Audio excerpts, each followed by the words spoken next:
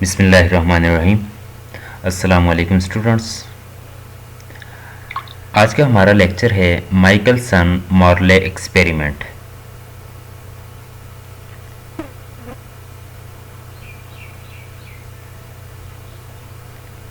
Michelson Morley experiment एक इंतहाई दिलचस्प एक्सपेरिमेंट है जिसके लिए हम ये कह सकते हैं मशहूर, इंतहाई नाकाबिले यकीन हद तक नाकाम तजर्बा।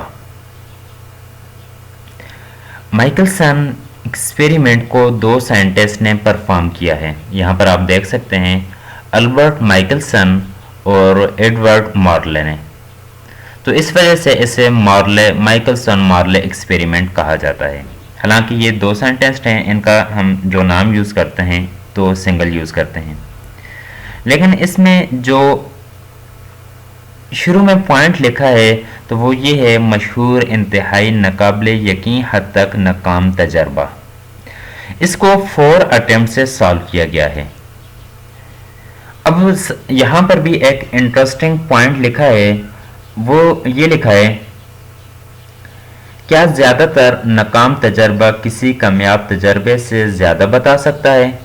Can the most failed experiment tell more than a successful one? जो यहाँ पर हम एक्सपेरिमेंट डिस्कस करेंगे तो इसके लिए हम ये कहेंगे कि ये मोस्ट वो है कि ये ज़्यादा एक्सप्लेन नहीं कर सकता, लेकिन ज़्यादा नाकाम होने के बावजूद भी इससे हमें बहुत ज़्यादा इंफॉर्मेशन मिली है। ओरिजिन ऑफ थॉट्स कि इसकी सोच की इब्तिदा कहाँ से हुई है।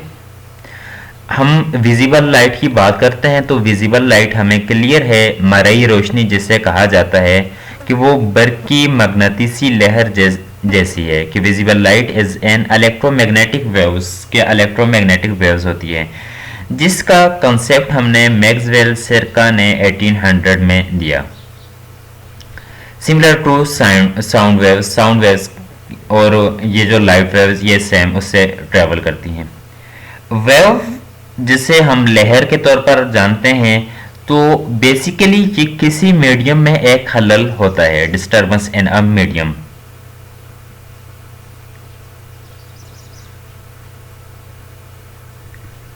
Similarity in the use of medium in order to be transmitted and would have interference pattern whether it is constructive or destructive। कि मीडियम के मुंतकिल होने की वजह से या वेव्स के मुंतकिल होने की वजह से वो वेव्स किसी भी जगह पर कंबाइंस हो जाएंगी। उनके कंबाइन होने की वजह से मुदाखलत की वजह से जो रिजल्टेंट हमें पैटर्न मिलेगा, चाहे वो कंस्ट्रक्टिव होगा या डिस्ट्रक्टिव होगा। कंस्ट्रक्टिव और डिस्ट्रक्टिव के लिए हम यहाँ पर ये भी कह सकते हैं कि मुदाखलत के नमूने होंगे, चाहे वो तमीरी होंगे या तबाकुन होंगे। तमीरी का मतलब ये है कि अगर कंस्ट्रक्टिव इंटरफेरेंस हो रही हैं तो रिजल्टेंट एम्पलीट्यूड ज़्यादा होगा और डिस्ट्रक्टिव हो रही हैं तो वो कम हो जाएगा, जिसके लिए लफ्ज़ जो हमने यहाँ पर यूज़ किया है वो तबाकुन यूज़ किया है। Physics called this medium of which light disturb the लुमिनर force ether. Scientist ने इसे लेमिनिफरस ईथर का नाम दिया है। अब हम यहाँ पर देखेंगे कि ईथर क्या है, लेमिनिफरस ईथर क्या है। Ether also spelled as aether called luminiferous ether. In physics a theoretical universal substance believed during in 19th century to act as the medium for the transmissions of electromagnetic waves। के ether के लिए हम ये कह सकते हैं कि ether एक मीडियम है जिसमें मीडियम के तौर पर बिहेव करता है, जिसमें से इलेक्ट्रोमैग्नेटिक वेव ट्रांसमिट होती हैं, लाइट हो गई या एक्स रेज हो गई। इसी को यहाँ पर हम देखते हैं कि ये सन है और ये अर्थ जो है ये सन के गिर्द रिवॉल्व कर रही है। ये वर्टिकल डायरेक्शन में जो शो किया हुआ है तो ये इसका एरो है एरो मीन्स ये इसके एंगुलर मोमेंटम्स को रिप्रेजेंट करता है। यहाँ पर हमें एंगुलर मोमेंटम की ज़रूरत नहीं है, जस्ट समझने के लिए। अर्थ की जो डायरेक्शन यहाँ पर शो की हुई है तो वो एंटी क्लॉकवाइज अर्थ की डायरेक्शन शो की हुई है। यहाँ पर मीडियम, ये जो डॉटेड लाइन है, हॉरिजॉन्टल पैरेलल लाइन जो है, तो ये ल्यूमिनिफरस ईथर है। तो अब यहाँ पर देखें, सन से जो अर्थ तक लाइट पहुंच रही है तो ये इस मीडियम की वजह से, ल्यूमिनिफरस ईथर की वजह से पहुंच रही है। So what about the ether के, अब यहाँ पर हम देखेंगे कि ईथर जो है ये क्या है। तो ईथर क्या होगा, इसको हमने समझना है। दो सेंटेंस जो हैं, जो अभी हमने इनका जिक्र किया है, सेंटेंस कह सकते हैं, या आप लोग यहाँ पर फिजिक्स लफ्ज़ यूज़ किया है तो आप लोग तबीयतदान भी कह सकते हैं। अल्बर्ट माइकलसन और दूसरा जो है एडवर्ड मॉर्ले को, इन दोनों को पुख्ता यकीन ये है कि आसमान जो है एग्जिस्ट करता है, और ये कि ज़मीन की सतह पर रोशनी की शहतीर की रफ्तार आसमान के वसत की वसत और सिमत के लिहाज से मुख्तलिफ होगी। इसका मतलब ये, and the speed of light beam on the earth surface would differ depending on the magnitudes and directions of the ether wind. कि जो हमने मीडियम यूज किया हुआ है, ईथर जो मीडियम यूज किया हुआ है, उस मीडियम की डायरेक्शंस चेंज करने की वजह से, अगर जो विंड है उस विंड को ईथर विंड्स का नाम दिया है, उस विंड की वजह से ज़मीन के ऊपर जो स्पीड ऑफ लाइट होगी या स्पीड ऑफ लाइट का बीम जो होगा तो ये डिफरेंट हो सकता है।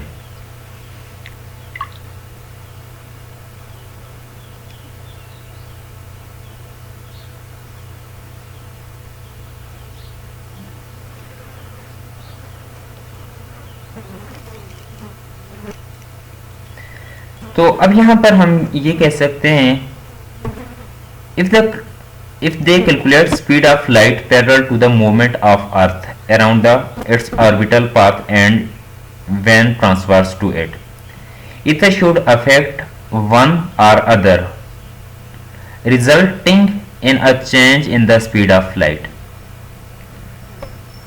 इसको हम ये कह सकते हैं कि अगर वो ज़मीन की गर्दिश के गिर्द गर्दिश करने के मुतवाज़ी, पैरेलल जो यूज़ किया है तो मुतवाज़ी रोशनी की रफ्तार का हिसाब लगाएं, और जब इसकी तरफ अबूर होता हो तो आसमान एक या दूसरे पर असर डालता है, जिसके नतीजे में इसमें तब्दीली आती है रोशनी की रफ्तार में। इसी को यहाँ पर हम समझते हैं, ये ऊपर इसे भी बैंक और इसे भी बैंक और दरमियान में रिवर है। ये समझ लें कि ये रिवर की साइड और ये दोनों रिवर की साइड हैं, और ये दरमियान में रिवर है। यहाँ पर ये वाटर का फ्लो जो है इस डायरेक्शंस में एरो रिप्रेजेंट कर रहा है, ये वाटर का फ्लो हो रहा है।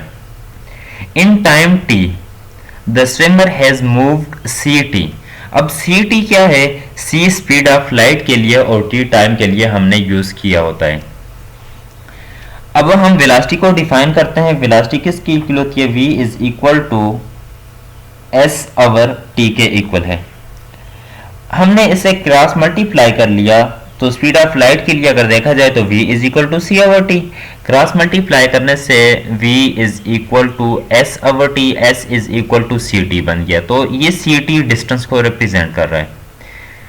In time d the swimmer has moved ct relatives to the water। ये वाटर के लिहाज से ct डिस्टेंस इसने कवर किया है। And been carried downwards stream vt, और इसमें जो बीम आ रहा है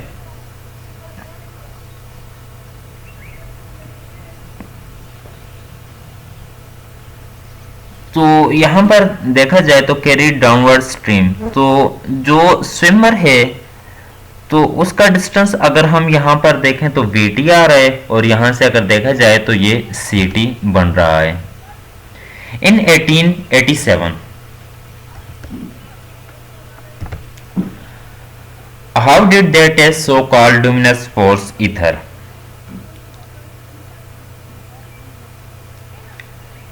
इसके लिए उन्होंने how did they test so called lumineous ether? The Michelson interferometer was built on a rotating table and the experiment was carried out for the first time. तो Michelson interferometer ने जो एक्सपेरिमेंट परफॉर्म किया है, तो वो rotating table के ऊपर experiment को परफॉर्म किया था।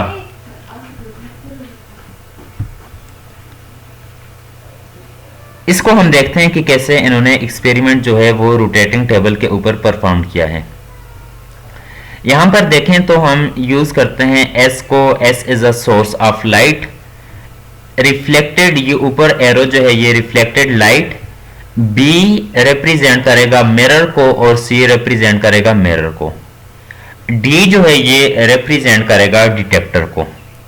यहां पर A जो रखा हुआ है तो A हाफ सिल्वर प्लेट होंगी। ये जो डायग्राम बनी हुई है तो ये जस्ट एक पेपर पर हमने ड्रा की है। इसमें जो हम यूज करते हैं the source of light is at S के, यहाँ पर हमने सोर्स यूज किया है। The 45 degree lines is the half silvered mirror, कि जो सिल्वर मिरर हम यूज कर रहे हैं हाफ सिल्वर्ड है। हाफ सिल्वर इस वजह से कि इसमें से लाइट जो है हाफ लाइट ट्रांसमिट हो जाए और हाफ लाइट जो है वो रिफ्लेक्ट हो जाए। तो ये 45 डिग्री पर हमने प्लेस किए हुए हैं। B and C mirror and D the observer, detector कह लें या इसे आप लोग ऑब्जर्वर कह सकते हैं। तो अगेन देखें कि यहाँ से लाइट आएगी, लाइट यहाँ से अपवर्ड जो चली जाएगी A से B की तरफ, मिरर की तरफ, तो ये लाइट ये लाइट रिफ्लेक्ट हो जाएगी। और A से C मिरर की तरफ जो लाइट जाएगी तो ये लाइट ट्रांसमिट हो जाएगी। अब B और C दोनों मिरर हैं तो ये लाइट जो होगी अगेन B और C से रिफ्लेक्ट बैक होकर यहाँ पर A तक पहुंचेगी, और A तक जब पहुंचेगी तो ये डिटेक्टर D तक या ऑब्जर्वर D जो है इनको ऑब्जर्व कर लेगा।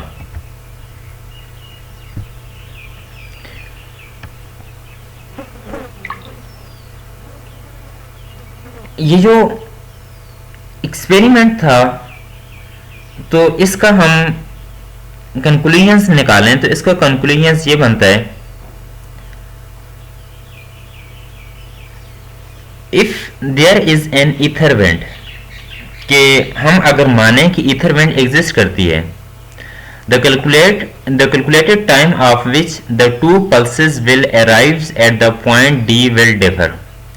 कि अब डायग्राम को देखें, हम ये कहें कि अगर मीडियम में ईथर वेंट एग्जिस्ट करेगी तो अब ये दोनों पल्सेस जो होंगे जो मिरर C और मिरर B से रिफ्लेक्ट बैक होकर डिटेक्टर D तक आएंगे तो ये डिफरेंट टाइम में आएंगे अगर ईथर एग्जिस्ट करेगा, अदरवाइज ये जो होंगे ये सेम टाइम में आएंगे।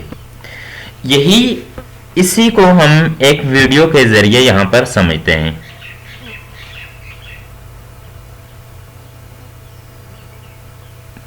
यहां पर इसको समझ लें कि माइकलसन मॉर्ले एक्सपेरिमेंट में ये जो येलो कलर आपको नजर आ रहा है तो ये सोर्स होगा, S सोर्स को रिप्रेजेंट करेगा। यहां पर जो है तो ये मिरर है, M1 कह लें, पीछे आप लोगों ने इसे A का नाम दिया हुआ है। ये दूसरा मिरर है, ये मिरर M2 है या C का नाम दे दें।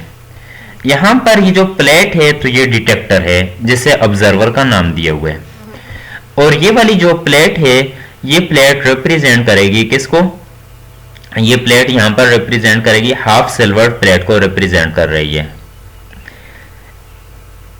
अब हम ये कहते हैं कि ईथर स्पीड, इसमें कोई ईथर स्पीड नहीं है। ईथर कब शो होंगे, ईथर वेंट्स कब होगी, अब मैं यहां पर ईथर वेंट्स को इंट्रोड्यूस करवाता हूं। ये जो एरो आप लोगों को नजर आ रहे हैं तो ये रिप्रेजेंट करेगा किसको, ईथर वेंट्स को। अभी मैंने ये एक्सपेरिमेंट शुरू नहीं किया, जस्ट ये बता रहा हूं कि ईथर के बगैर कैसे शो होगा और ईथर। अब ईथर वेंट जो है इसको हम थोड़ा सा चेंज इंक्रीज कर देते हैं। तो अब देखें एरो जो है ये जस्ट रिप्रेजेंट कर रहे हैं कि ईथर की स्पीड जो है तो ये क्या हो रही है, ये इंक्रीज हो रही है। पहले हम ये जो एक्सपेरिमेंट है तो ये विदाउट ईथर मीडियम के, कोई ईथर मीडियम हमने नहीं यूज किया। नीचे यहाँ पर दो हमारे पास नॉब हैं, तो एक के जरिए हम इसको प्ले करेंगे और दूसरे के जरिए हम इसको रिफ्रेश करेंगे। हम इससे प्ले करते हैं कि सोर्स एस सोर्स में से लाइट इमिट हो जाएगी। तो सोर्स एस ये लेते हैं, एस सोर्स में ये देखें ये जो एरो आप लोगों, यहां पर मैंने स्टॉप कर दिया है, ये जो एरो आप लोगों को नजर आ रहा है तो ये एरो जस्ट रिप्रेजेंट कर रहा है कि लाइट बीम ट्रेवल कर रहा है। ये एरो नहीं है, ये जस्ट समझ लें कि ये यहां पर सोर्स था, ये सोर्स में से लाइट बीम ट्रेवल कर रहा है। अब ये लाइट बीम जो है ये हाफ सिल्वर्ड प्लेट की तरफ मूव कर रहा है। हाफ सिल्वर्ड प्लेट जो है इसको हमने 45 एंगल के ऊपर रखा हुआ है। यहां पर देखें तो ये हाफ सिल्वर्ड, अब इस हाफ सिल्वर्ड प्लेट में से ये आगे पास नहीं होगा। इसको मैं अगेन प्ले करता हूं, यहां से प्ले किया तो ये जो एक ही बीम आ रहा था तो ये स्प्लिट हो गया, इस एक ही बीम स्प्लिट हो गया है। अब यहां पर इसकी मैंने कलर जो है ये चेंज कर दिए हैं ताकि हमें जो रिफ्लेक्ट हुआ है और जो ट्रांसमिट हुआ है उसके लिए हमें क्लियरली पता चल जाए। ये एक बीम आ रहा था, अगेन देख लें कि यहां से ये एक बीम हमारे पास आ रहा था। ये एक बीम जब आएगा तो ये यहां से स्प्लिट हो रहा है। जो रेड बीम है तो इस रेड बीम को हम कहेंगे कि ये रिफ्लेक्टेड होगा क्योंकि ये इसमें से पास नहीं हुआ, ये रिफ्लेक्टेड बीम है।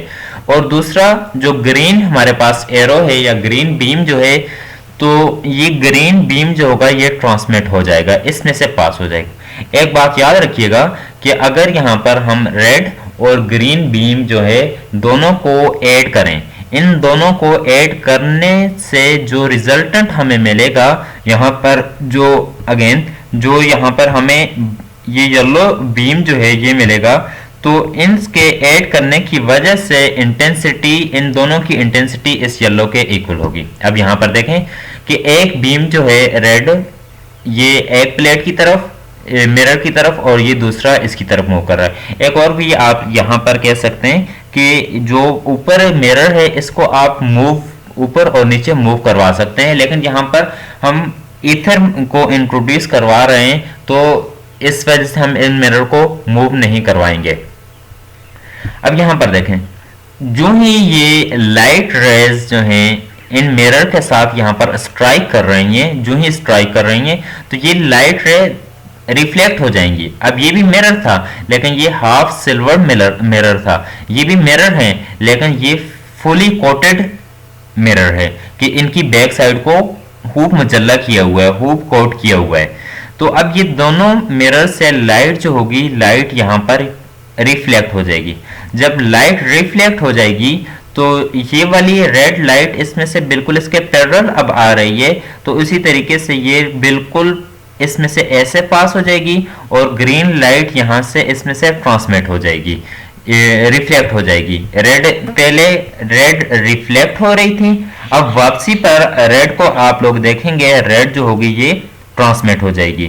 फिर पहले यहाँ से ग्रीन लाइट ट्रांसमिट हो रही थी, अब ग्रीन लाइट को आप लोग देखेंगे तो वो ट्रांसमिट हो जाएगी, रिफ्लेक्ट हो जाएगी।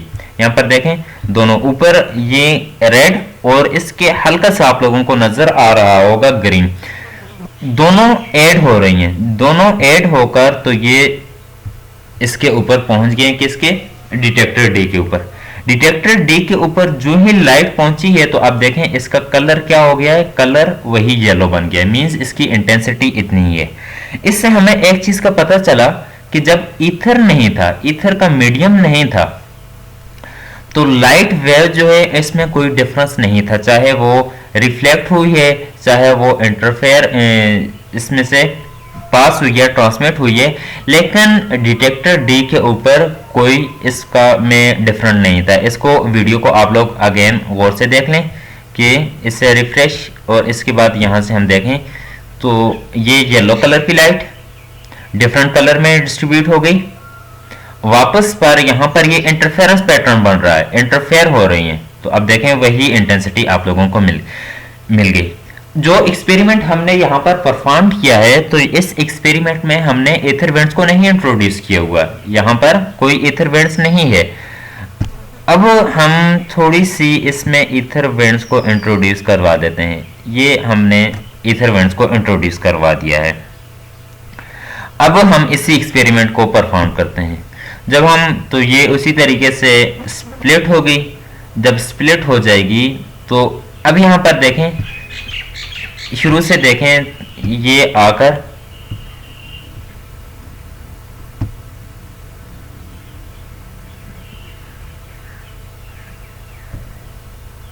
अब यहाँ पर देखें तो रेड लाइट जो है वही केस है, मीडियम हमने जस्ट इंट्रोड्यूस किया।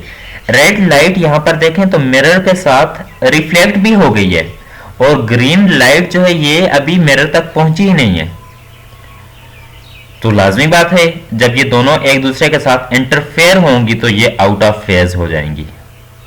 तो जब आउट ऑफ फेज होंगी तो रिजल्टेंट हमारे पास डिफरेंट होगा, तो इसका मतलब स्पीड ऑफ लाइट भी क्या होगी, डिफरेंट। अब यहां पर देख लें तो ग्रीन अलग हमें नजर आ रही है और रेड हमें अलग जैसे पहले था, अब वो सिचुएशंस हमारे पास नहीं है।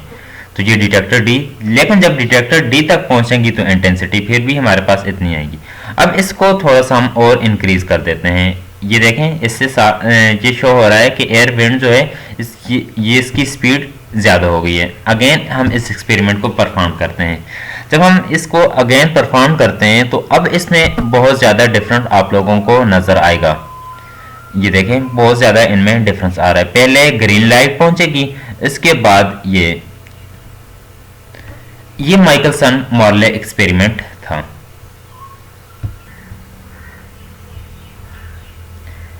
ये वीडियो से हमें क्लियर हो गया। अब हम देखते हैं how was the speed of light calculate, कि स्पीड ऑफ लाइट जो होगी इसको हम कैसे मेजर करेंगे। और दूसरी जो हमने स्विमर की एग्जांपल दी थी, इसकी स्विमर वाली, उसको हम याद रखेंगे। तो पहले हम how was the speed of light calculated, इसको हम देखेंगे। यहां पर देखें, up stream and down stream जो हमने यूज किए हुए हैं।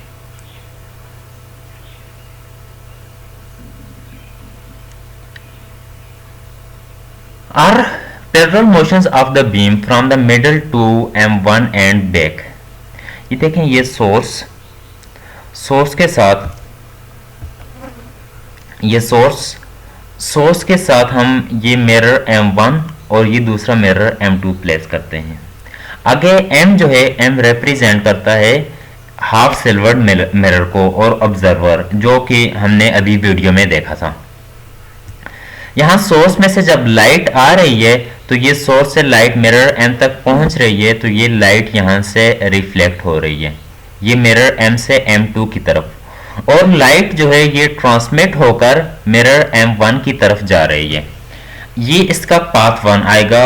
और ये अब लाइट जो है मिरर M1 तक जो पहुंची है और लाइट जो है जो मिरर M2 तक जो पहुंची है, तो अब दोनों लाइट यहाँ पर रिफ्लेक्ट हो जाएंगी। किससे? डिफरेंट पाथ से, पाथ 1 से और पाथ 2 से ये लाइट रे यहाँ तक पहुंचेंगी।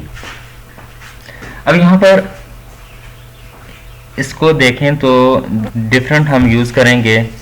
तो C जो है, C स्पीड ऑफ लाइट के लिए यूज करेंगे। V जो हो, V हम यूज करेंगे स्पीड ऑफ ईथर के लिए। और W जो होगा, हम इसे डिस्टेंस को माइल्स में ले रहे हैं हम, और T टाइम के लिए हम यूज करेंगे। अगेन हम देखें तो जो सबसे पहले हमने डायग्राम शो की थी उसकी तरफ हम जाएं।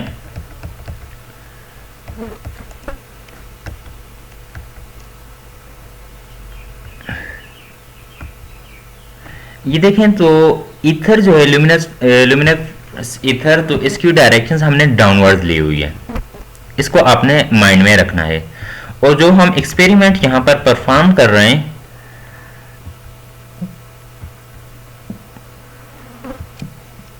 इस एक्सपेरिमेंट में हम लाइट को यहाँ पर अपवर्ड डायरेक्शन में ले रहे हैं, तो इस वजह से ईथर की डायरेक्शंस डाउनवर्ड्स और लाइट की डायरेक्शंस अपवर्ड आ रही है। तो अप स्ट्रीम के लिए हम ये लेंगे कि ये सिंपल वेलोसिटी का फार्मूला लिया हुआ है, जैसे v is equal to S over T, तो वहां से t is equal to S over v है।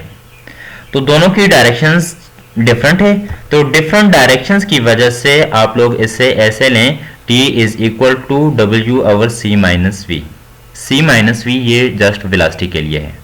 डाउनवर्ड स्ट्रीम में तो दोनों की डायरेक्शंस विंड की और उसकी डायरेक्शन सेम होगी, तो इस वजह से ये यहाँ पर ये अपवर्ड और ये डाउनवर्ड्स होगा। तो इनमें क्या हो जाएगी, ये एड्स करेंगे आप लोग जैसे डॉपलर इफेक्ट में करते थे। टोटल जो होगी अपवर्ड और डाउनवर्ड्स, इसके लिए आप दोनों को ऐड कर लें, एलसीएम ले लें। जब एलसीएम लेंगे तो नीचे आएगा c minus V into C plus V, तो ये बन जाएगा a plus B into A minus B whole square, A square minus B square लिखेंगे। और साथ ये जो है माइनस वी और प्लस वी, माइनस वी और प्लस वी एक दूसरे के साथ कैंसिल हो जाएगा, और c जो होगा तो इसकी जगह आप उन्हें लिखना है 2c और साथ w आ जाएगा। इसमें से आप लोग c स्क्वायर कॉमन ले लें, ऊपर c जो आएगा इसके साथ कैंसिल हो जाएगा, तो ये c नीचे चला जाएगा, 2w डिवाइड बाई c और 1 minus V square over c square, ये एक के लिए आ जाएगा। दूसरा t is equal to 2w divided by c, तो ये बन जाएगा 1 plus V square divided by C square. ये जो बोल्ड किया हुआ है तो ये आपका मेन एक्सप्रेशंस बन रहा है। जब इनका डिफरेंस लेंगे, ये तो ऐड किया है, जब डिफरेंस लेंगे तो ये आपके पास ऐसे आ जाएगा। Cross stream are the perpendicular motions of the pulse light relative to the earth motions around the sun. इसके लिए देखें तो motions is the from middle to m2 and back. जो मिडल हम ले रहे थे, मिडल हम कौन सा लेंगे, हाफ सिल्वर जो प्लेट ली थी वो मिडल था। Continued by the motions from the middle to the detector observer, और उसी ये मिडल से हम यहाँ तक और इस ऑब्जर्वर थे, तो सी वी डब्ल्यू टी ये क्या है, ये पीछे हमने मेंशन कर लिए हैं। अब ये जो फाइंड किए हुए हैं हमने t is equal to W over square root of C square minus V square, ये कहाँ से आया है, तो ये हमने यहाँ पर पाइथागोरस थ्योरम जो है इसको, ये देखें c और ये v, जो सेकंड स्लाइड में जो डायग्राम हमने शो की थी तो उस डायग्राम को यूज करके हम फाइंड कर सकते हैं। तो ये स्क्वायर रूट वहां से हमारे पास आ जाएगा। Cross stream plus back stream, तो दोनों को ऐड करेंगे, जब दोनों को ऐड करेंगे तो W डिवाइड, ये 2 टाइम आएगा, 2 टाइम आने की वजह से इसका साथ हम ऐड कर लेंगे। T is equal to 2W divided by C, जो प्रीवियस हमारे पास आ रहा था उसको रिजल्ट को हमने यूज किया है, और साथ ये 1 डिवाइडेड बाई V। अब इन दोनों को अगर आप लोग देखें तो इन दोनों में जो डिफरेंस हमारे पास बनेगा,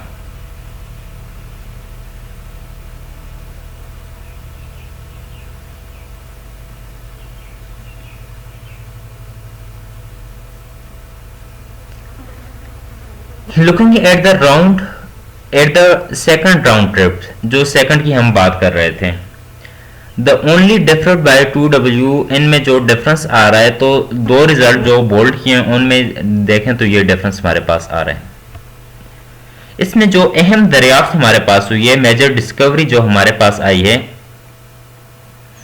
the time delay between the pulse reflected from the different mirrors reaching the detector is about 100 millionth of a few millionth of a second, कि इसमें जो टाइम डिले होगा 1 सेकंड के लिए जो होगा 100 million of a few million of a second, इतना इसमें टाइम डिले होगा।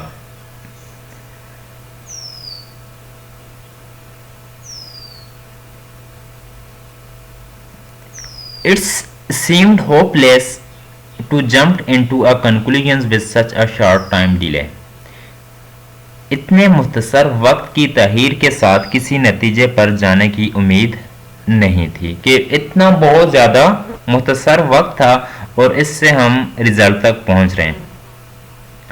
लेकिन ये जो नीचे लिखा हुआ है यहाँ पर हम इसको डिस्कस कर रहे हैं, लेकिन इससे इन्हें कोई नया तरीका आजमाने से बाज नहीं आए। ईथर विंड जो है को साबित करने की इनकी दूसरी कोशिश मुबस्सर नुक्ता पर रोशनी की लहरों की मुदाखलत के नमूनों का तज्जिया करने के जरिए की गई है। अब ईथर विंड जो है इसको अगेन परफॉर्म करने की कोशिश की है।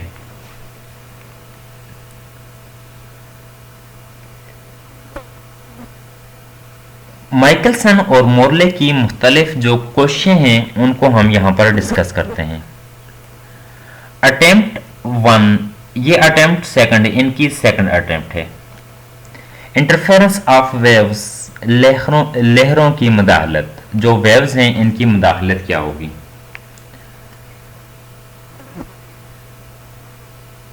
Instead of using a pulses of a light,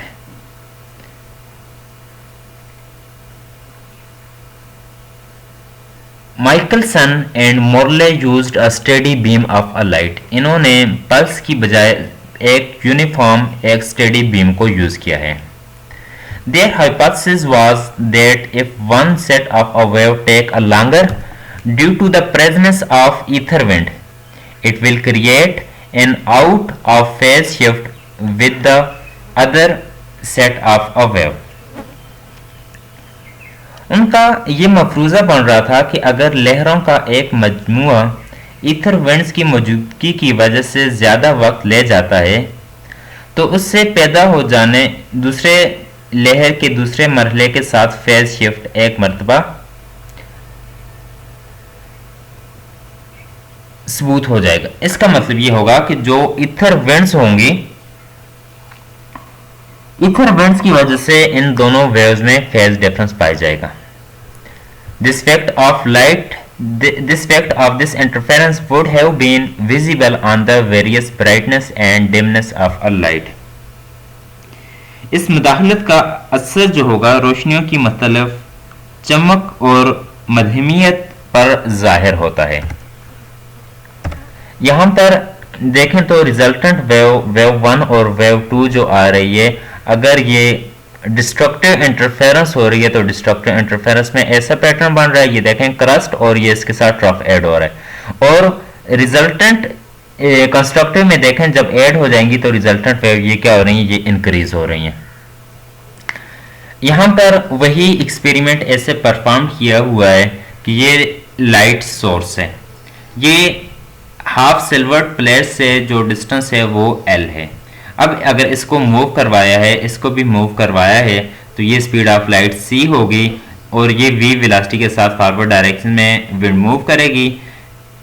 इन दोनों को ऐड किया तो ये बन जाएगा 2L डिवाइडेड बाय, ये एलसीएम ले लिया है। ये इक्वेशन जो है ये हमने प्रीवियस फाइंड की हुई है। Longitudinals and transverse waves expected to arrive in phase when v is equal to 0 and longitudinals and transverse waves expected to be differentially retarded when v is greater than 0। अब ये जो v है ये जब 0 होगा तो लॉन्गिट्यूडनल और transverse wave जो होंगी एक्सपेक्टेड अराइव एंड फेज, ये फेज में होंगी, कोई फेज डिफरेंस नहीं होगा। लेकिन जब v 0 नहीं है, v इज ग्रेटर देन 0 है, तो लॉन्गिट्यूडनल और ट्रांसवर्स वेव जो बन रही हैं तो ये दोनों वेव जो होंगी ये डिफरेंशियली रिटार्डेड होंगी। इसका मतलब कि फेज डिफरेंस आ जाएगा।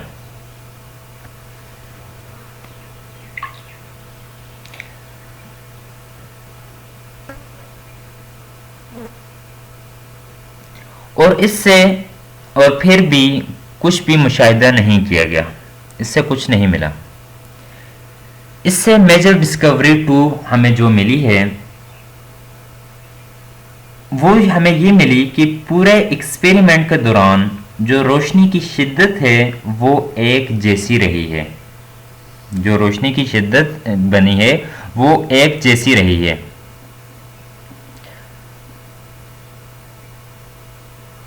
जो कि बीम से रोशनी की लेयर के दरमियान मुतवक्का मरहले की शिफ्ट एंड माइक उससे जो साइंटिस्ट थे माइकलसन, जिसे एम एंड एम रिप्रेजेंट किया है, कि कमी की निशान expected between the light wave of the beam, intensity of the light remain the same through out the entire process, कि इसमें इंटेंसिटी चेंज नहीं हुई, जो वीडियो में बताया था वो आखिर में लास्ट में हम देख रहे थे तो इंटेंसिटी वही रह रही थी। अब हम इससे देखते हैं कि अटेम्प्ट 3 इन्होंने क्या की है।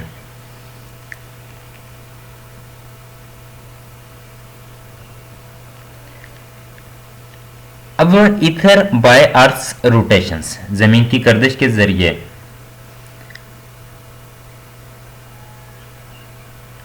Michelson redesign this experiment with ether caused by earth rotations but nothing against, कि माइकलसन ने ये डिजाइन किया कि ईथर को अर्थ की रोटेशंस के साथ डिजाइन किया, लेकिन उनको अगेन कोई इससे हतरहा रिजल्ट नहीं मिला। जो अटेम्प्ट्स 4 है, इनकी कोशिश 4 जो इन्होंने की है, इसमें इंटरेस्टिंग पॉइंट लिखा है, ether is स्टक्ड up in the mountains, कि आसमान पहाड़ों में फंस गया, कि डिफरेंट बार बार ट्राई करते रहे, बार बार ट्राई करने की वजह से वो फेल होते रहे। Michelson then did the experiment on high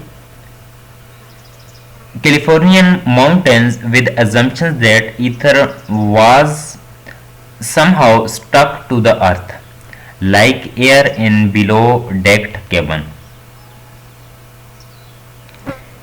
Again, nothing was observed. Michelson ने फिर इस ख्याल के साथ आला कैलिफोर्निया के पहाड़ों पर तजर्बा किया कि आसमान किस तरह हवा की तरह ज़मीन पर फंस गया है नीचे डेक्स केबन में। ये तो जस्ट एग्जांपल के तौर पर, लेकिन एक बार फिर कुछ भी नहीं देखा गया। तो 4 अटेम्प्ट्स को हमने यहां पर एक्सप्लेन किया। 4 अटेम्प्ट से हमें कोई खातिरखा रिजल्ट नहीं मिला, तो फिर हम ये क्यों कहते हैं, ये तजर्बा क्यों अहम था, जो शुरू में हमने ये कहा है, why was this experiment important, ये तजर्बा, ये एक्सपेरिमेंट क्यों अहम था, जबकि हमें इससे जो कंक्लूजन था वो नहीं मिला।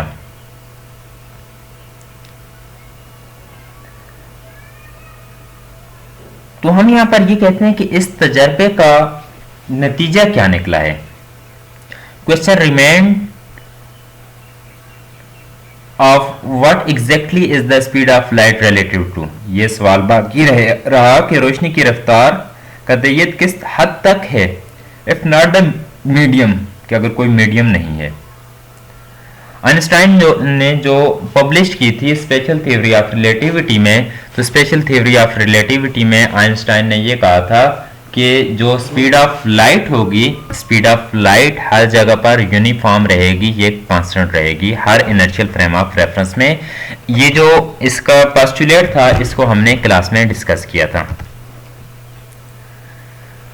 Final moral of the failed experiment, जो हमने एक्सपेरिमेंट यहां पर किया है, तो इसका रिजल्टेंट क्या है, इसको हम यहां पर डिस्कस करेंगे। जो विजिबल लाइट है, जिसके लिए हमने लफ्ज यूज किया था मरई रोशनी, अगरचे बरकी मगनातीसी इलेक्ट्रोमैग्नेटिज्म की बात कर रहे हैं, स्पेक्ट्रम का एक हिस्सा है, और ये ख्याल किया जाता था कि आवाज की लहरों की हुसूसियात को बरकरार रखने और इसे बरकरार रखने के लिए समझा जाता है जैसे सफर करने के लिए एक वस्त मींस मीडियम की जरूरत है। तो हाँ, सबसे ज्यादा नाकाम तजर्बा एक कामयाब तजर्बे से ज्यादा कुछ बता सकता है, कि ये जो हमारा एक्सपेरिमेंट था तो ज्यादा नाकाम था, तो इससे हमें बहुत सारी इंफॉर्मेशन मिली। इसके बगैर हम नहीं जानते थे नजरियाती दरमियानी रोशनी को इस्तेमाल करने के लिए सोचा गया था। तो लुमिनर फोर्स ईथर, इसके लिए हम ये कहते हैं कि ब्राइट आसमान के लें हकीकत में मौजूद नहीं है, इनफैक्ट डज नॉट एग्जिस्ट, कि लुमिनर फोर्स ईथर ये एग्जिस्ट ही नहीं करता, हकीकत में ये एग्जिस्ट नहीं करता। And that speed of light is always constant in our frame और रोशनी की वो रफ्तार हर फ्रेम में हमेशा कांस्टेंट रहेगी। तो ये माइकलसन मॉर्ले एक्सपेरिमेंट, ये जो आज के लेक्चर हमने डिस्कस किया है, तो ये डिफरेंट हमने ये रेफरेंस लिए हैं, इनमें डिस्कस किया है। टोटल हमारा ये लेक्चर था माइकलसन मॉर्ले एक्सपेरिमेंट। इंतहाई इम्पोर्टेंट और इंतहाई इंटरेस्टिंग लेक्चर था, जिसमें इस सारे लेक्चर को अगर इसमें जो वीडियो का पोर्शन था उसको अगर आप लोग देखें तो उससे बिल्कुल क्लियर हो जाएगा। कंक्लूजन ये है कि जो हमने कहा था, ईथर का कंसेप्ट दिया था लिमिनेट ईथर का, तो वो रियल में एग्जिस्ट नहीं करता। तो इट्स मीन्स कि स्पीड ऑफ लाइट जो होगी तो ये हर जगह हर इनर्शियल फ्रेम ऑफ रेफरेंस में सेम रहेगी। वीडियो को कंप्लीट देखें तो आप लोगों को समझ आ जाएगी, और उसके साथ साथ इस चैनल को भी सब्सक्राइब कर लें। Thank you.